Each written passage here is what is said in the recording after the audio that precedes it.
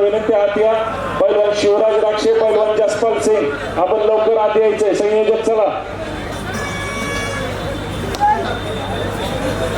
ज्याने महाराष्ट्र केसरी कुस्ती स्पर्धा बघितल्या वळगोलीतल्या त्यांनी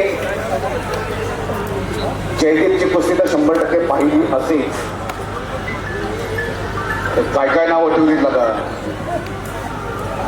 आपला पैलवान 10 वर्षाला कष्ट करतोय, घाम गाळतोय. त्याने एक नाव वेगळं वलय निर्माण केलेलं आहे.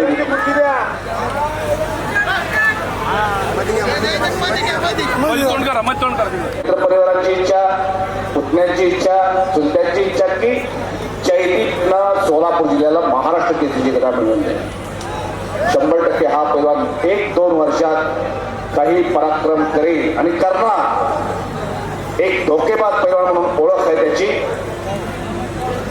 गतिमान कुस्ती करणारा पैलवान खरंच वाघोलीच्या अधिवेशनमध्ये सगळ्यांच्याच नजरेत ठसला. अत्यंत तुफानी कुस्त्या केल्या आणि जनतेच्या मनावरती राज्य केलं या पैलवान. महाराष्ट्र केसरी कुस्ती स्पर्धेत एक चर्चा होत असते, चर्चेचा विषय बनत असतो तो तुफान. पण चालू वर्षी सगळ्यांचाच अंदाज चुकवला हर्षवर्धन सदगी. अहिल्यानगर जिल्ह्यातला पैलवान कोंबाळणे गावचा एका शिक्षकांचा मुलगा डबल महाराष्ट्र केसरी झाला.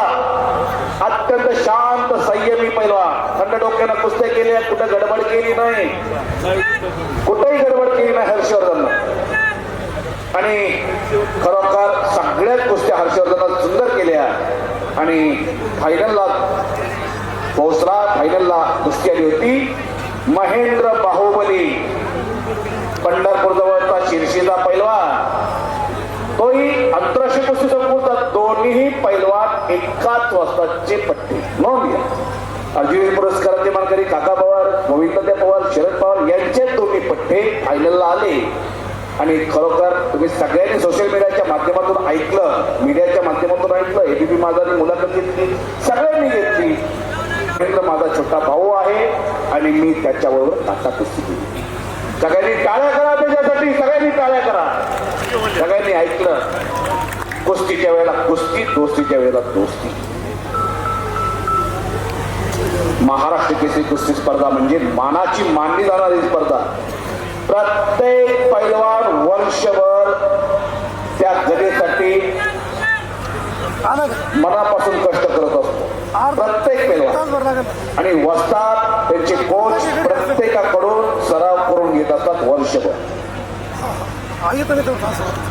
बाळासाहेबजी कोळपे आणि चित्रंजनजी अण्णा गायकवाड यांच्याकडून पुन्हा एकदा माझ्यासाठी बक्षीस झालेलं आहे. त्या दोघांचंही मनापासून आभार. प्रत्येक तालमीचे वस्ताद असतील, कोच असतील, 1-4 डावाची पकड, पंचाचा निर्णय अखेरचा राहणारा, शांतता आणि स्तब्धता. आणि मच्छी गोता बच गया. मच्छी गोता लावण्याचा प्रयत्न. हा डाव परत जयदीप करा.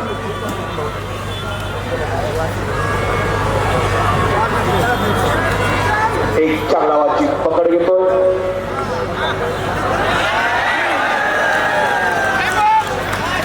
आणि पंचाच्या निर्णयानुसार जयदीप वारसा महाराष्ट्राचा या यूट्यूब चॅनलला लाईक, शेअर आणि सबस्क्राईब करा. बेल आयकॉनची घंटा दाबायला विसरू नका. धन्यवाद.